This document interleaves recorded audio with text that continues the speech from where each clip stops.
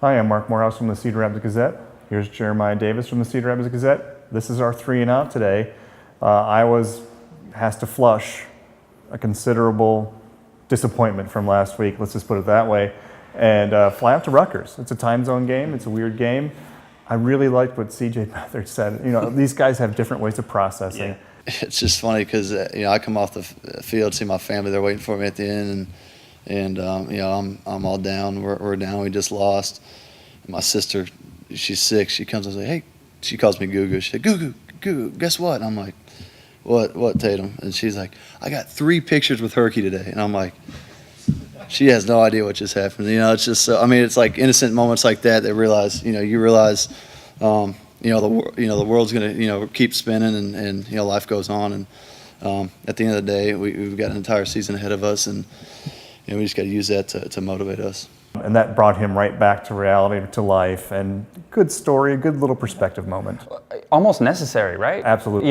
Because when you're that devastated after a loss like that, to have a little perspective, it probably helped him quite a bit get over the pain of that loss, and little kids have a way of doing that. Number 2, Kirk Ferentz's team today was makeable plays. The bottom line is we didn't play clean football and really didn't execute the makeable plays that you have to make, and when you do that, typically you pay for it if you're playing a good team, and that's certainly where we're at. I think the key thing there is that you learn from what you see, and there's a lot to learn from, and as I said, probably the biggest, most glaring thing in my mind are just not doing well at the makeables. And makeables to me are plays that you should be able to execute without having, a superstar player, that type of thing. But we had way too many, not so much in the kicking game, but offensively, defensively, just little things that add up to big things. And that's really the story of football, especially in close ball games, which we tend to be involved in a lot of those. It's absolutely right. I mean, you start with the first play of Iowa's first play of the game, the miss from Beathard to Kittle that probably would have gone to the 50. Right. You go from your 2 to the 50, that's always a good thing in football.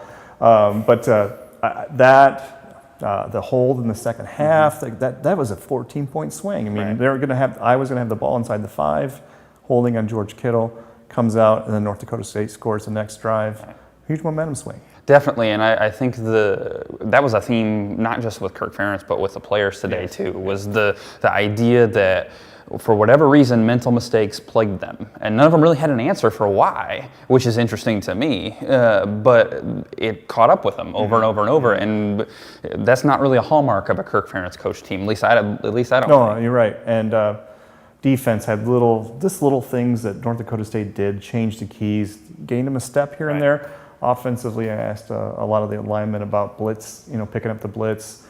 All these, everybody says they're all correctable, all fixable. We'll see next week. Number 3, Jay Neiman, it happens to be the defensive coordinator for Rutgers. He also happens to be the father of Iowa's starting outside linebacker, Ben Neiman, and Nick Neiman is a true freshman linebacker redshirting on this team. Yeah, you know how you remember phone calls like you've had in your life, and I remember a lot of them, but I remember exactly where I was. I was in Nashville visiting my daughter and her husband, and I can't tell you where we were going, but we were in the car, and I talked to Jay, and I felt awful. I mean, it was a really painful conversation in some ways, just because I know as a coach how special it is to have a son on the team. That's a pretty good deal. So on one hand, it made sense for him to come here. On the other hand, it's kind of like I was asking for his daughter's hand in marriage in some ways. You just, except I was stealing something. It wasn't, weddings are happy, but, I felt like I was, but he was unbelievable about it. And he's a tremendous person. He and, both Mr. and Mrs. Neiman are just outstanding people. And she's a great coach, his wife. So, it all worked out and everybody's happy, but it was, it's a tough conversation. So it's a little weird for those guys. And I talked to Jay last night, talked to Ben today. Ben kind of doesn't have a place to live right now because his parents moved out to New Jersey. So he doesn't have a room at home right now, which is kind of weird. Maybe a message, I don't know, but weird for the family. And I talking to Jay, football and then family, or family and then football. But weird. Right. Hey, Ben mentioned today that, talk a little trash Yes, amongst yes. each other, which has got to, that's got to be good, lighten the mood a little bit. But it's a fairly unique situation. You don't get to come across this very often where a father gets to go against his son. Luckily, one of the things Ben mentioned today is they're not going against each other head to head. Right. They're on the same side of the ball, so it's not like Jay has to scheme against Ben, which Right. would make it even more awkward, I Yes, think. that would be weird.